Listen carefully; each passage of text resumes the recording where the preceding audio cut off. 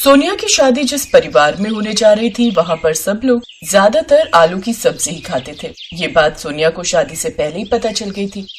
क्या तुम्हारे घर आलू की सब्जी के अलावा कोई सब्जी नहीं बनती? ये तो बहुत चौंकाने वाली बात है। और रेस्टोरेंट पर जाते हो तब वहाँ पर क्या खाते हो? वहाँ पर भी हम लोग ज्यादातर दम आलू, जीरा आलू फ्राई, आलू का रायता या फिर बहुत हुआ तो पनीर की सब्जी खा लेते हैं। बाकी दाल और हरी सब्जियां तो कोई भी नहीं खाता। और माँ जी? माँ तो पनीर भी नहीं खाती है, सिर्फ आलू खाती है। उनके सामने तो कोई और सब्जी आ जाए तो वो साफ मना कर देती है। अच्छा, पर मुझे तो हरी सब्जियां, दाल, राजमा, छोले इस तरह की चीज बहुत पसंद है। अच्छा, चावल तो खाते होंगे ना? नहीं, चावल भी कोई नहीं खाता, सिर्फ आलू की सब्जी और चपाती और कुछ नहीं। राहुल की बातें सुनकर सोनिया परेशान हो गई। अब सोनिया राहुल से प्यार करती थी, इसलिए वो उसे छोड़ भी नहीं सकती थी। सोनिया ने शादी के लिए हाँ कह दी। सोनिया, तेरे ससुराल से पहली बार सारे रिश्तेदार तुझे देखने के लिए आ रहे हैं और तूने खाने में सिर्फ आलू की चीजें बनवाई हैं। मम्मी, राहुल की फैमिली में आलू के सिवा कोई चीज नहीं खाई जाती।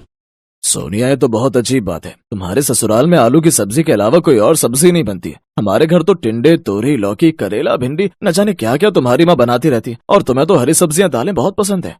पता नहीं तूने कैसा लड़का ढूंढा है सोनिया, जिसकी फैमिली में कोई कुछ खाता ही नहीं है। कैसे रहेगी तू वहाँ? तभी सोनिया के सास ससुर, जेठ जेठानी वगैरह सब आ जाते हैं। अरे वाह, हमारी होने वाली बहू को पता था कि हम खाली आलू की सब्जी खाते हैं। माँ जी, राहुल ने बताया होगा ना, सोनिया, दम आलू बहुत स्वाद बने। खाना बहुत स्वाद बना है बेटा, बिल्कुल हमारी पसंद का खाना है जैसा हम खाते हैं। बस अब जल्दी से तुम हमारे घर में बहू बनकर आ जाओ, फिर ऐसी ही बढ़िया बढ़िया आलू की सब्जी बनाकर खिलाना।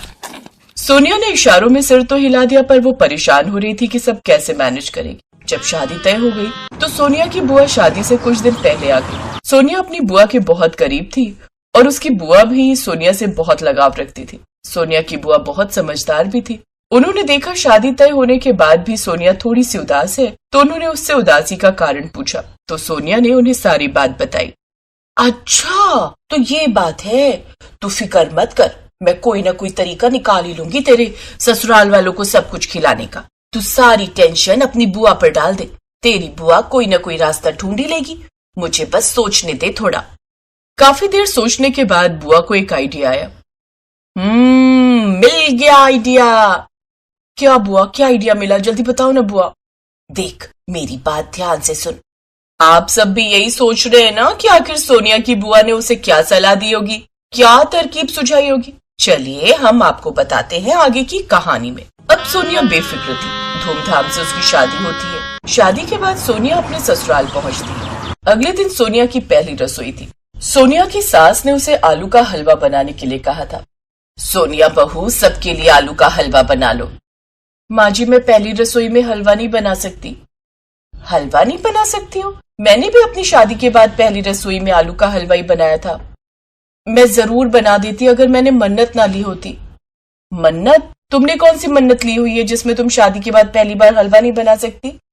हाँ बहू, बताओ कौन सी मन्नत ली हुई है। माँ जी, वो शादी से पहले हमारे एक बहुत पहुंचे हुए पंडित जी हैं। उन्होंने मुझे कहा था कि मैं अपनी शादीशुदा जिंदगी अगर सुख शांति से बिताना चाहती हूँ तो मुझे एक प्रण लेना होगा। अब राहुल से मैं बहुत प्यार करती थी, मुझे उन्हीं से शादी करनी थी, इसलिए मैंने पंडित जी के कहने पर एक प्रण लिया था कि शादी के बाद 1 महीने तक मेरे ससुराल में सिर्फ आलू का अचार ही बनेगा और मेरे सारे ससुराल वाले सिर्फ आलू के अचार के साथ ही रोटी खाएंगे, इसके अलावा कुछ नहीं बनेगा। माँ जी, बस 1 महीने की तो बात है, आप सब मेरे लिए 1 महीने तक सिर्फ आलू का अचार खाकर नहीं रह सकते क्या? तुम्हें पहले हमसे पूछना चाहिए था ना, तुमने ऐसा प्रण क्यों लिया? तभी राहुल भी आ जाता है। भाभी, मैंने सोनिया को मना किया है कि इस बारे में वो किसी को ना बताए, क्योंकि आप सब शादी से पहले ये बात नहीं मानते और हम दोनों की शादी रह जाती। अब आप सब सोनिया की तरह थोड़ी हो। सोनिया ने तो हमारी हर बात को माना है। हमारे यहाँ सिर्फ आलू की सब्जी बनती है और कुछ नहीं। सोनिया फिर भी मेरे से शादी के लिए मान गई। ये बात तो है, सोनिया ने हमारी बात को माना, अब हमें उसकी बात माननी चाहिए। अब अगले 1 महीने तक घर में सिर्फ आलू का अचार बनेगा, हम सब उसी के साथ रोटी खाया करेंगे। बहू, तुमने जो प्रण किया है उसे पूरा करने में हम सब तुम्हारा साथ देंगे। पर माँ जी। परवर कुछ नहीं बहू, तुम बड़ी समझदार हो। सोनिया ने जो मन्नत ली है उसे पूरा करने में उसका साथ दो। ये इस परिवार की सुख शांति के लिए हो रहा है। सोनिया बहू, तुम आलू का अचार बना लो, हम उसी के साथ आज रोटी खाएंगे। सोनिया की तरकीब काम कर गई। उसकी बुआ ने जैसा सिखाया था उसने वैसा ही किया। सोनिया ने सबके लिए आलू का अचार बनाया और साथ में पराठे। पहला दिन था, सबको आलू के अचार के साथ पराठे बहुत अच्छे लगे। मजा आ गया बहू, बहुत स्वाद आलू का अचार बनाया है तुमने। वैसे कुछ भी कहो बहू, अगर चाहती है हम 1 महीने तक आलू का अचार खाएं तो कहीं ना कहीं हमारे लिए सही भी है, क्योंकि हम सब तो वैसे भी आलू ही खाते हैं, तो आराम से 1 महीना आलू का अचार खाकर रह सकते हैं। यही मैं बड़ी बहू को समझा रही थी। अब दोपहर में फिर से जब खाना बना तो वही आलू का अचार और रोटी। सबने सोनिया की तरफ देखा और चुपचाप आलू का अचार और रोटी खा ली। रात में फिर से वही था। अगले दिन जेठानी उठी तो सोनिया रसोई में आलू का अचार बना रही थी। सोनिया, आलू के पराठे तो बन सकते होंगे ना, या फिर थोड़ा सा आलू का रायता बना ले। नहीं भाभी, ये सब नहीं बन सकता, सिर्फ आलू का अचार बन सकता है, आलू की कोई और चीज नहीं। सॉरी भाभी, अगर आपका हो तो मैं प्रण तोड़ देती हूँ। तभी सोनिया की सास आ गई। कैसी बातें कर रही हो सोनिया बहू, तुम अपना प्रण क्यों तोड़ोगी? बड़ी बहू, मैंने कहा था कि 1 महीने तक रुक जाओ। सोनिया अगर आलू के अचार के साथ रोटी दे रही है तो उसमें हर्ज ही क्या है? सोनिया की जेठानी मुंह बनाती हुई चली गई। शाम को जब राहुल ऑफिस से आया तब सोनिया ने उसे थैंक यू बोला। थैंक यू राहुल, अगर आप ना होते तो ये सब कभी ना होता। आप हो तो मैं ये सब कर पा रही हूँ। सोनिया, इसमें थैंक यू की कोई बात नहीं है। तुम मेरी पत्नी हो, मैं तुम्हारे हर सुख दुख का साथी हूँ। अगर किसी बात से तुम्हें परेशानी हो रही है तो उससे निकलने में मैं ही तो तुम्हारी मदद करूंगा ना। पति हूँ तुम्हारा, इतना तो मेरा फर्ज बनता है। कुछ दिन तो बीत गए। घर में सबने आलू का अचार और रोटी खाई, पर अब धीरे धीरे सब थक गए थे। रोजाना तीनों टाइम बस आलू का अचार और रोटी ही बनती थी, जिससे घर में सब बोर हो गए और धीरे धीरे तबीयत पर असर पड़ने लगा। माँ, सोनिया की एक ऐसी शर्त है, आपको पता भी है मुझे कितना एसिड बनने लगा है, कितना पेट में दर्द रहने लगा है। जब देखो तब आलू का अचार। अरे आलू की कोई और चीज भी बना लिया करो माँ। नहीं, ये तो अपनी नई बहू के प्रण को पूरा करने में लगी हुई है। पता नहीं कौन सी मन्नत है ये उसकी कि बस आलू का अचार ही बनेगा 1 महीने तक। और भी तो इतनी सारी चीजें हैं खाने की, वो सब छूट गई हैं। तभी सोनिया और राहुल आ जाते हैं। अब सोनिया सच बताती है। आपने सही कहा भाभी, और भी तो चीजें हैं खाने की, तो बस आलू ही क्यों खाना? सच तो ये है, मैंने कोई मन्नत नहीं ली थी, मेरा कोई प्रण नहीं था। मैं आप सबको सिर्फ यही बताना चाहती थी कि जैसे आप लोग सिर्फ आलू खाते हो, तो क्या आपने कभी सोचा है कि मैं इस घर में कैसे रहती, जबकि मुझे तो हरी सब्जियां, दालें, ये सब खाने की आदत है। मैं तो पागल हो जाती। आप सबको तो मैंने 1 महीने के लिए आलू का अचार खाने के लिए कहा था, और आप सब 1 हफ्ते में ही थक गए। मुझे तो पूरी जिंदगी यहाँ बितानी है, तो मैं सिर्फ आलू से बनी चीजें खाकर कैसे जी पाऊंगी? हर चीज एक लिमिट में खानी चाहिए। बाकी सब सब्जियों और दालों में भी पौष्टिक तत्व होते हैं, वो आप सबको कैसे मिलेंगे जब आपके भोजन में हरी सब्जियां और दालें भी शामिल नहीं होगी? पनीर आप लेते हो बिल्कुल थोड़ी मात्रा में, जिसका कोई बेनिफिट नहीं। आप सबको पता है हर समय आप लोगों को गैस क्यों बनती है? क्योंकि आप लोग आलू खाते हो, और आलू भी ज्यादा मात्रा में खाना नुकसानदायक होता है। मैं नहीं खा पाऊंगी पूरी जिंदगी सिर्फ आलू और आलू से बनी चीजें। यहाँ तक कि आप लोग चावल भी नहीं खाते हो, सोचिए मैं कैसे रहूंगी। सोनिया की बात सबको समझ आ गई। सबको अपनी गलती का एहसास था। उस दिन के बाद घर में सब कुछ बनना शुरू हो गया। हरी सब्जी, पनीर, दालें, छोले, राजमा, सब कुछ बनता था। सोनिया अपनी बुआ को थैंक यू बोलती है, क्योंकि उन्होंने ही तो ये आइडिया दिया था, जिसकी वजह से सोनिया की सबसे बड़ी परेशानी दूर हो गई।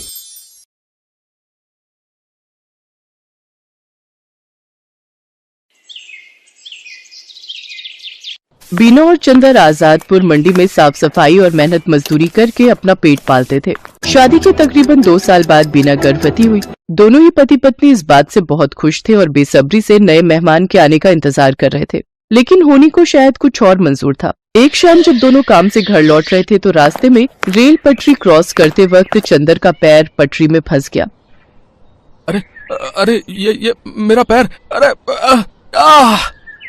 ये क्या हो गया जी? जल्दी जल्दी पैर निकालने की कोशिश कीजिए। कोशिश तो कर रहा हूँ बीना, लेकिन ये निकल ही नहीं रहा। बीना भी उसकी मदद करने की कोशिश करती है, लेकिन उसका पैर बाहर नहीं निकल पाता। तभी उन्हें ट्रेन की आवाज आती है। जल्दी कीजिए जी, ट्रेन आ रही है। बीना, मुझे लगता है कि मेरा जाने का वक्त आ गया। तुम जाओ यहाँ से और अपना और मेरे बच्चे का ध्यान रखना। मुझे भागे को अपने बच्चे का मुंह देखे बिना ही इस दुनिया से जाना होगा। नहीं, ऐसा मत कहिए जी, मैं आपके बिना कैसे रह पाऊंगी? मैं भी आपके साथ इसी पटरी पर अपनी जान दे दूंगी। नहीं, हमारे बच्चे के लिए तुम्हें जीना होगा बीना। अब जाओ यहाँ से, तुम्हें हमारे होने वाले बच्चे की कसम। जैसे ही बीना पटरी से दूर जाती है तभी ट्रेन आकर विनोद को पल भर में ही काट देती है। बीना की आंखों के सामने उसके पति की मौत हो जाती है। एक ही पल में उसकी हंसती खेलती दुनिया उजड़ जाती है और वो एक विधवा बन जाती है। चंदर के जाने के बाद बीना बिल्कुल अकेली हो चुकी थी। अब वो अकेली ही मंडी जाती और मेहनत मजदूरी करती और उससे जो कमाई होती उससे अपना पेट भरने लगती है। एक दिन बीना घनश्याम को कुछ प्याज फेंकते हुए देख रही थी। अरे घनश्याम भैया, ये आप क्या कर रहे हैं? कुछ नहीं बहन, जो प्याज खराब हो गए हैं उन्हें अलग करके फेंक रहा हूँ।